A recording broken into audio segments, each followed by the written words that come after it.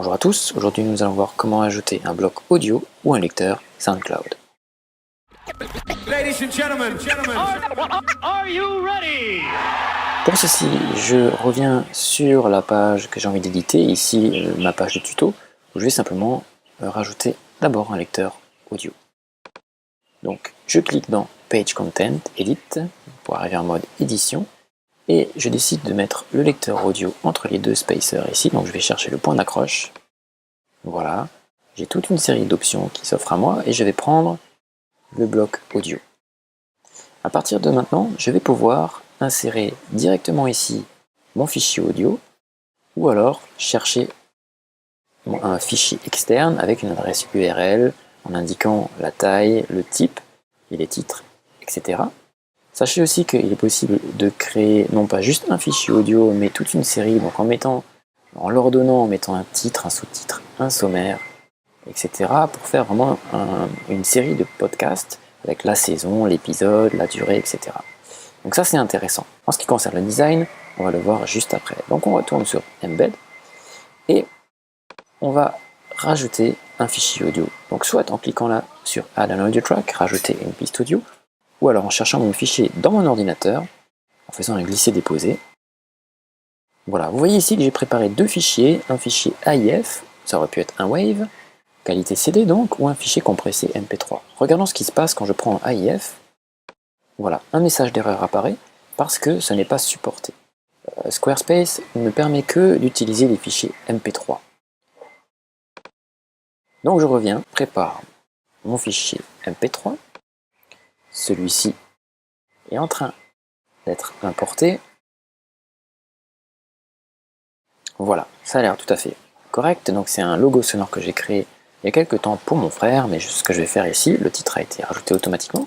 Je vais enlever son nom et je vais mettre exemple logo sonore. Voilà, je peux mettre aussi le nom, l'auteur, l'artiste qui peut être moi, et vous voyez que tout se met déjà en place derrière dans le lecteur audio. Ce que je peux faire aussi, je vais me placer par ici, c'est changer un petit peu le design. Si je clique ici, je vois que plusieurs possibilités s'offrent à moi, comme le fait de rajouter un lien de téléchargement, Show Download Link, ici, et vous remarquez ce mot download qui s'est placé en bas à droite de mon lecteur, qui va permettre aux usagers de pouvoir télécharger mon fichier sonore. Si je veux que ce soit seulement du streaming, donc de la lecture en ligne, je décoche, voilà. Plusieurs possibilités de design, minimal, ce qui est déjà là, mais je vais tester classique, qui est une version plus arrondie. Aucun autre paramètre possible. Et si je reviens en minimal, ici je peux changer la couleur de possibilités, foncé ou clair, dark ou light, qui peut être une bonne alternative selon le design de mon site. Je vais rester comme ceci, je reviens vérifier que tout se passe bien ici sur ma page où j'ai rajouté mon fichier, je clique sur Apply, et ici, évidemment, Save. Je vais pouvoir tester mon fichier audio sur cette page.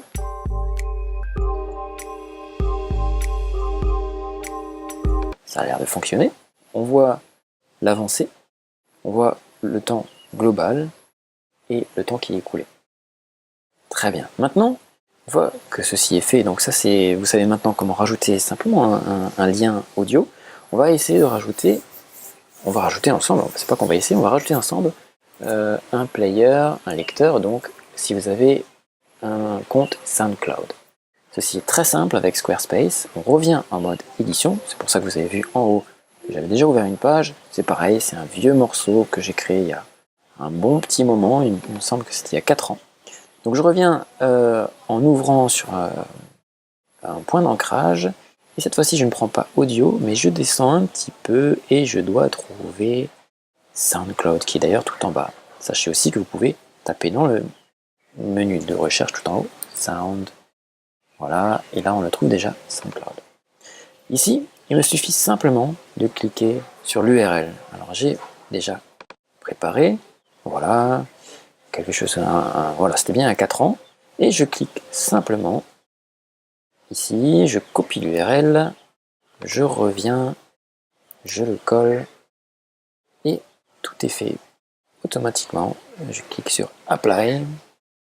Voici qui est fait, je sauvegarde une fois pour la page et à partir de là, je peux appuyer sur lecture et je vais entendre ma magnifique voix. Et voilà, un mantra que j'avais fait il y a quelques temps. Et on voit automatiquement la photo aussi, et puis si je vais après, tel un widget qui s'est inséré, inscrire davantage de choses. Voilà. Très bien, vous savez maintenant comment ajouter un fichier audio, un lecteur simple, et aussi rajouter un lecteur pour les fichiers qui sont inscrits sur SoundCloud. J'espère que ce tuto vous sera utile. À très bientôt.